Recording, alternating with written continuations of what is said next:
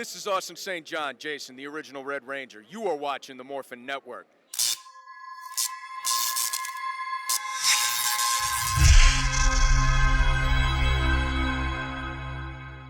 So, Leonard, what's up? Man, I can't even close my door right now. I am mad. I am angry. I have been working on this computer for 2 hours, and I'm using my laptop now. So, hey, I could be, racist towards robots. Did you? I do agree with you, Ken. It's a bit rushed, but I'll let you go further. Go ahead. I think, this was a very rushed, next new Ranger intro, which is funny because, the Neo Saban era did a pretty good job of introducing their extra heroes pretty well. And some of the dialogue and the acting was kind of difficult to get through at times. And I'm someone who likes Ninja Steel, so that's kind of saying something. Yeah, clunky. So,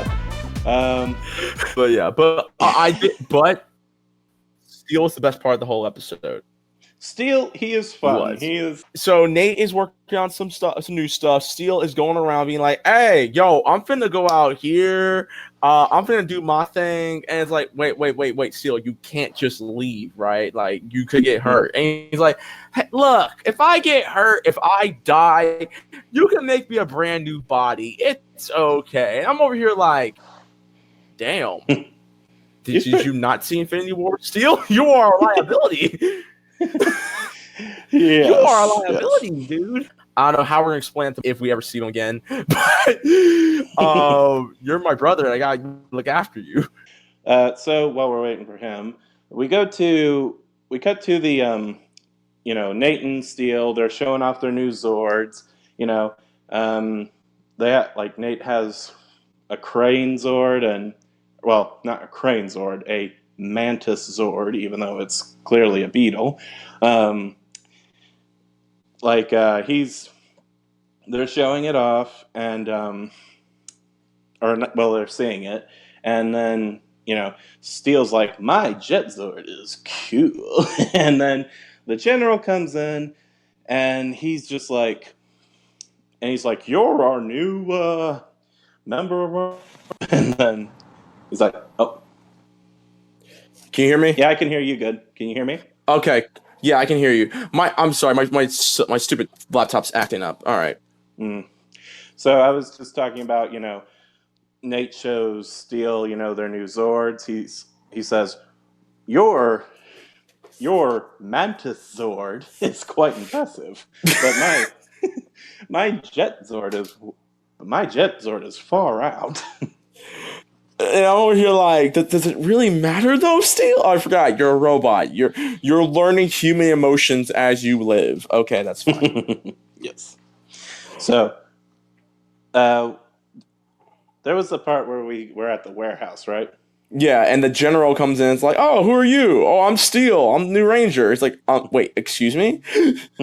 You're a robot. You're a new Ranger? Yeah. Before they could set out and then he's talking about how before they can launch their new Zords, they have to do all this paperwork to make sure it's official. It's like, I need to make sure the I's are dotted and the T's are crossed. And I'm over here like, bro, when did we need paperwork for Megazords? Last time I checked, and considering the fact that the show has already addressed that it is canon with every other season of Power Rangers, this did not stop teenagers from freaking Summer Cove, California, one that so happens to not have a freaking license, from piloting a Megazord. Mm-hmm. Then again, they weren't a government facility, though. Again, where was him doing this paperwork when Devin and Zoe and Ravi became Power Rangers? Don't be wrong, I'm pretty sure all three of them are in their probably late teens to early 20s, where they look like they could be freshmen in college. But I don't remember ever an episode of Beast Morphers in the other past 8 episodes leading into this episode where they had to do paperwork and fill out some insurance, maybe like Geico or something like that, or State Farms or State Great Battle Force. State Morphing Grid Battle Force or something like that. Insurance company. And then Ben and Betty, they do their usual shtick, slip off the Zord, hee, and then they should have been dead. the impact should have killed them. I don't care if it's a children's show or not. If you've ever done a dive into water, it hurts really bad. Ooh. Especially if you're going off the high dive, impact hurts. Yes, it does. Blazing Rocks here back. They've managed, and Scrozzle's managed to power up the Stargate. I mean the interdimensional X gate thingy. And they're like, okay, bring him back. If we can take Steel and put Evox into his body, we're done. It's just like, get in, get out, grab the robot. Mm-hmm. Yes, and they have a pretty cool plan, using an antenna monster to sense where the Rangers are at. Exactly. That was actually a really good one. You know what it reminded me of? Remember that droid in Star Wars Empire Strikes Back that went to Hoth, and the moment Han saw it, they're like, okay, so the Empire might know where we are now. We gotta get out of here. Yes. That's what it reminded me of. Everyone meets up with Nate and Steel. Hey, we're gonna go somewhere. You want to roll with us, right? And Steel's like, yeah, let's go, right? And Nate, being introverted forcefully because he can't leave Grid Battle Force, is like, I guess. Steel's getting all the popularity because he's a silver robot, and robots are cool. And Blaze, Roxy, and the Dronics, right? Is it Dronics or Scronics? Tronics. The Tronics show up. The Rangers beat them up, and freaking Blaze and Roxy managed to escape. But at the same time, they managed to infiltrate Grid Battle Force using the antenna monster. Okay, I'm going to talk about this in probably a later podcast, but Zoe and Ravi, they managed to shoot Blaze and Roxy, and that just sends them flying. It's kind of surprising how easy they are to take down in this series. It'd be interesting if it was revealed that the machine didn't so much, when it made them into evil avatars, it didn't copy their fighting skills. But, get to that later. Yeah, because when you say it like that, oh my god, that's actually a plot hole. But we'll go continue. Let's keep going. Go ahead. So they return to the base, and they realize their plan, and the general, in a quite hammy bit of dialogue, says, if Ebox gets Steel's body, he could enter this world and take it over. We have to shut him down. And Ben and Bay, they try and talk their dad out of it, and everyone else is just going. Is I'm sorry, but hey, if we manage to destroy the Cybergate. The Cybergate. There you go. Yeah. Not the Stargate, the Cybergate. Yeah. I was gonna try and make the same joke, but if we destroy the Cybergate, then Evox can't get to your body, and then he won't be trying to get you anymore. I was like, that's kind of a halfway thought out plan. There could be other ways he could figure out how to get out of the cyber dimension, but anyway, so the Rangers, they decide to go off and, go back to the warehouse to deactivate the Cybergate, and the commander, he's looking all over Grid Battle Force saying, where did they go? And he's like, and then he finds them, and he's like, you disobeyed a direct order. And I'm like, bro, the Cybergate is right there. You can destroy it. You can set off an EMP bomb, or you can do what they should have done in frickin' Tron to defeat the MCP. You put a magnet in its hard drive. Done. It's over. Or they could have just simply summoned the Megazord and crushed the warehouse with You could have done Evox, all this. Evox, like the evil avatars, Scrozzle, the Tronics, they would all be gone, and season over. So I think I've mentioned before that there were a few episodes in Beast Morphers where the characters kind of did something that makes you just want to go. And that was when, they made it to the warehouse and like Steel's just like, "Oh right, let's get it." And then Robbie's just like, "We can't. You're too much of a liability. You can't let you near that thing." I was like, "You brought him there. Why would you bring him there if you think he's a liability?" Insert that scene from that one movie where everyone's just going. Anyway, so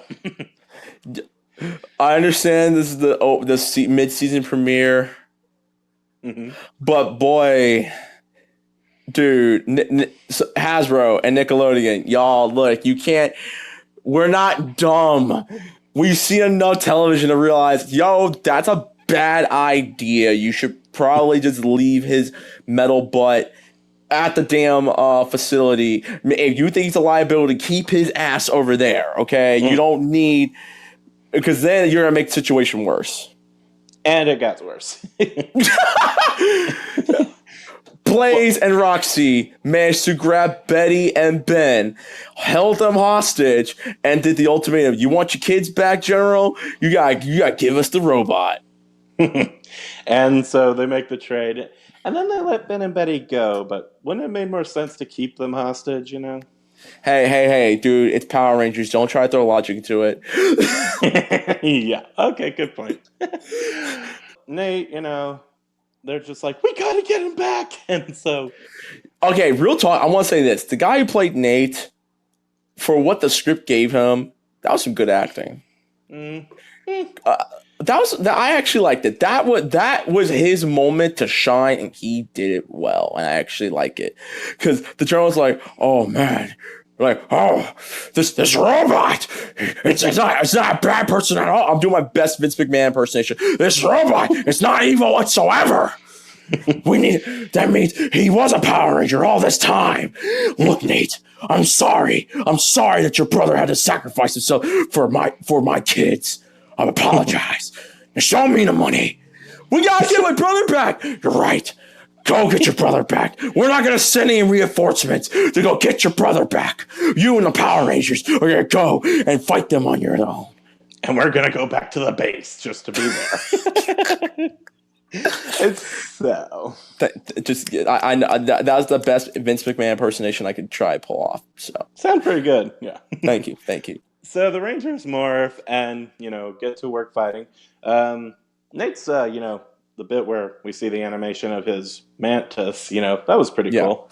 So they get to work fighting the Tronics, and then inside they're already. Oh wait, no, sorry, skipped ahead.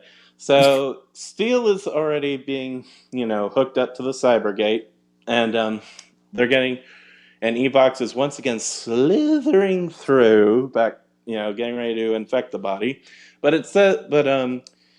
his body, Evox's virus is incompatible with Steel because he's a human.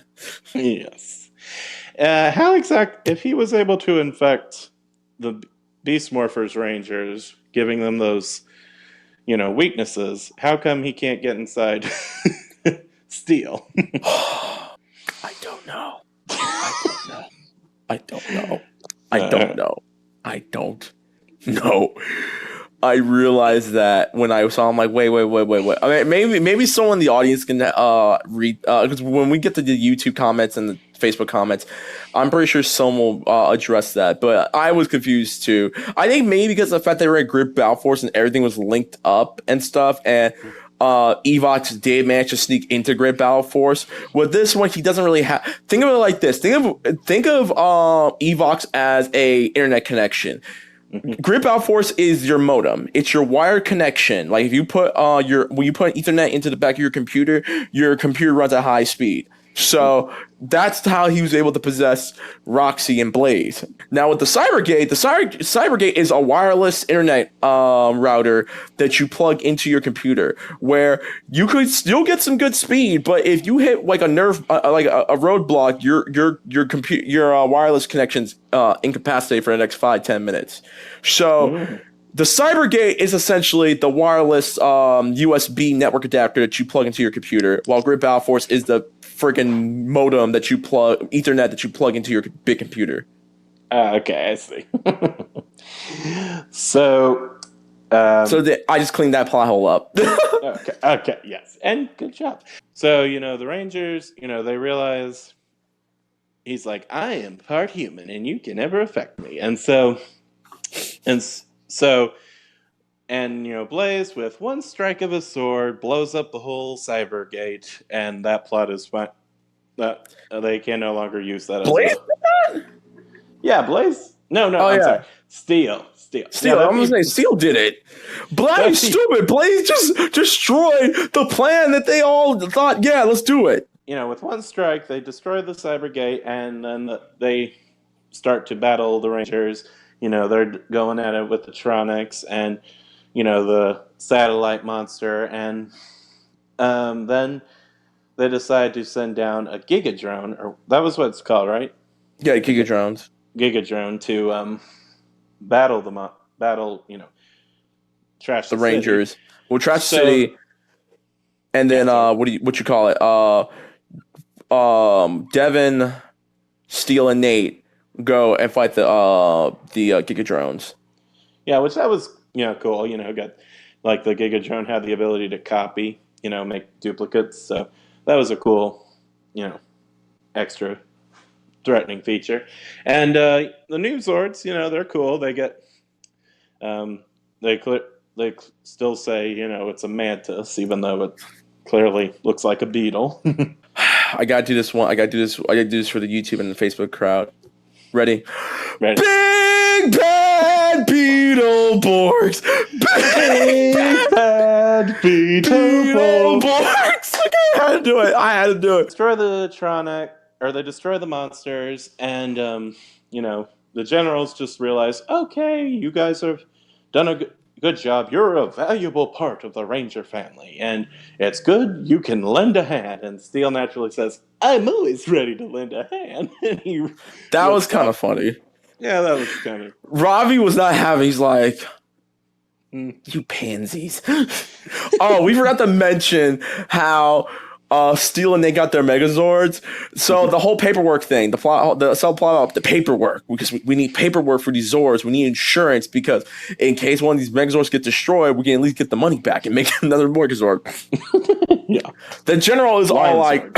Yeah, the general is all like, they need the Megazords. Nate, Ben, Betty, have you finished the paperwork? Yeah, Dad, we finished it. Good, throw it away. We're gonna launch these Megazords. It's like, we just spent hours making this paperwork. It doesn't matter, kids. We're gonna send these Megazords to the Power Rangers, and they're gonna win. Not to mention the fact that Ben and Betty, they brought the paperwork. They said out loud, hey, we finished it up earlier in the episode. And then, they said it on top of like a shredder. And then this woman apparently wasn't listening. And she just put it inside, just put the paperwork inside the shredder. And so they're just like, ah! So they they finally got, one page glued back together right when their dad said, good. Throw it away. We are launching the Zords anyway. Yeah. Look at all this steel. Yo, every time the general shows up, I'm just gonna do my Vince McMahon impersonation. I'm just gonna say it right now. That's how the episode ends. Steel becomes a member of the Rangers, and the general's not robophobic no more. So yeah, let's do it. We got all 5 Rangers. Ha ha ha. Against Evox's tyranny. And Evox's tyranny. All right, well, Ryan, we just finished up the review. Thanks. So I'm gonna let you take the floor. What's your rating? Go ahead. What's your rating? Problems, issues, things you like? Go. I give it a 6 out of 7. It had some fun moments. Steel's a fun Out of character. 7. 6. I'm sorry, 6 out of 10. I was thinking of Ryan's ranking. It had some fun moments. I like Steel's kind of fun and likable, and they look like their new Zords are cool and all that. It's just it was too rushed. Like Nate and Steel, like they're just going, "We're brothers now. We're brothers now." Did I forget to mention we're brothers? and yeah, some of the hammy dialogue was, like I said, a little hard to sit through at times. And like I said, I'm someone who enjoyed Ninja Steel. So anyway, but yeah, 7 out of 10. All right. Yeah, 7. They said 6. Make up your mind. 6 out of 10. I'm sorry. kind of racing right now. So okay. All right. Well, Ryan, we didn't get a chance to hear your things, but what's up? What you getting at? Problems, issues? What you like? Go ahead. I'm in a bad mood right now because we lost, but it's okay. I'll move on. It's just, so problems with it. It was rushed. The episode was rushed. It was okay. Nate's acting could have been better. Like, I mean, not to discredit the guy who plays him, but his acting could have been better. Roxy steals the show, of course. Of all the actors, Roxy does the best one. But Steel is the highlight of this episode. I officially love Steel. Steel is amazing. He's very charming. Well, kudos to the voice actor. Yeah, basically this episode was rushed because usually I was hoping this could be the 2-parter where they introduce go more in detail of Steel and Nate's relationship, but sadly they actually did rush this episode, that arc, so that's why I'm kind of disappointed. Overall, good episode. I didn't hate it. I mean, I did enjoy it. It wasn't a show where I actually enjoyed watching it, but overall, I would give it a 7 out of 10. So I think we all are gonna say this episode was rushed. It was. I think I'm actually opposite. Well, Nate's acting, it was fun. It was okay. I think the best part was when the general was like, "Hey, kid, you're right. This robot, he's a Power Ranger. I'm sorry. I was selfish in saying I wanted to shut him down. We gotta get my brother back. You're right. We're gonna get your brother back. We're not gonna send in the army. It's gonna be you 4 going in to face Evox, who potentially might get out of the Stargate. I mean Cybergate. So you go in. We won't send any backup, but you got it. You got it, kid." So I think that part I really liked Nate's acting, but yeah, Steel was the best part of the show. I do think that I wanted more dialogue from the other 3, and I understand this is supposed to be an episode highlighting both Nate and Steel, but I felt it honestly felt more like it was just highlighting Steel other than Nate, because at this point we kind of figured that Nate, his parents left him at Grid Battle Force, and now he's an introverted child who came and leave the facility because he's a liability, and now Steel's a liability. I think that the fight choreography was good. I think it was fun. It was fine. Mm-hmm. Can't complain all that much about that. I'm disappointed that no one got drop kicked, which I've said this every time. If you don't drop kick someone in Beast Morphers, I'm gonna knock a point off, because we had drop kicked how many people in the first 4 or 5 episodes? So I'm disappointed that no one got drop kicked. I did like how Nate and Steel's robots and Megazords managed to help Devin. That was cool. It's always great to see new Zords help out with the main starting Zords. Mm-hmm. Overall, though, hopefully the next episode's better. I'm gonna have to roll with Ken. I gotta give it a 6 out of 10. This is like the Thor: The Dark World episode. Thor: The Dark World of Power Rangers Beast Morphers. Just this episode where it's where it just felt rushed. You could have done some things which you didn't, unfortunately, and that sucks. That really does. Yeah, they could have there's another episode. Sorry. They could probably have put a episode in between this and them trying the Stargate again, where it showed Nate and Steel bonding, or at least I said Stargate. Or we're gonna keep calling it Stargate, bro. Yeah. Yeah. And also, as you said, Leonard, it wasn't like you said. The other Rangers really didn't get much screen time in the episode, which I find kind of interesting. My boy Devin did not get a single lick of screen time. I'm mad about that. He's the Red Ranger. He's the leader. I need more. He needs more screen time. A guy have more cowbell. Okay. But yeah, for the YouTube crowd that's gonna be watching this, this is where we're gonna be reading some of the Facebook comments. If you would like to leave a comment, go ahead and be sure to like our video. Let's go. Monty Mondres Williams says hello. What's up, Monty? Hey, Mondres. Rangel Select says what? Hi or waves hi. Average Slug. Everett Sanchez, what's up? What's up, Ed? Mike Wish. Hi guys, Steel is my favorite Ranger this season. Who is your favorite new Ranger? I would say Steel. Steel. Yeah. And this, if you're talking about just this season, Steel. Yeah, Steel is so far is the best character. Steel is my favorite character so far. And then but Devin's still my favorite character though. Pretty much ends our broadcast since yeah.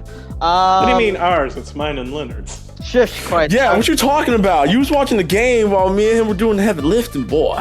Quiet, boy. I'm in a bad mood right now. All right. So anyway, guys, thank you for watching them while I was taking control and crying with Shane when I eat ice cream now. Yeah, guys. So where can they find you, the two of you? Well, you can find me at whatadobaby.com. I'm joking. You can find me on Instagram. You can find me Psycho Fox on Instagram and Twitter at @thereckless_fox. I'm now doing IG live streams apparently now.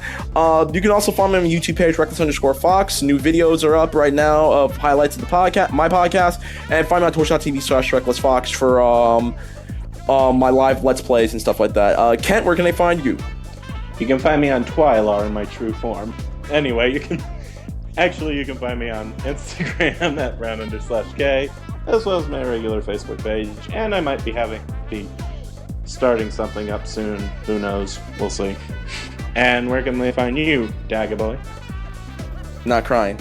You can find me not crying at Dagger Boy. I might actually cry. That's your boy 247. Alright, guys. Well, that being said. Please follow us on Facebook, YouTube, Instagram. Oh, wait. Before we leave, we already said our code names. He has one more question. Mike Wish, better Robot Ranger overall, Robonite or Steel? Steel. Definitely. Steel. Robonite's a robot. Well, keep in mind, Steel is not really a robot. Steel is a hack. Robonite is. I'm gonna say Robonite. He's more trained, and a fighter. Steel. Yeah, but he's trash. He's trash though. He's not likable. How do you leave for half a season and then show up all of a sudden, bro, without letting anyone know? He was kidnapped. Same way the Phantom Ranger disappeared. Even though, but sorry. In terms of fighting, I say Robonite. Yeah, but even though Robonite's not likable, I'm sorry, guys. I'm not to be haters. If you guys love Robonite, I'm sorry. I just didn't like him, and that's my personal opinion. But he had a charisma lacking a soul. I mean, I guess he's a robot, but it doesn't even matter.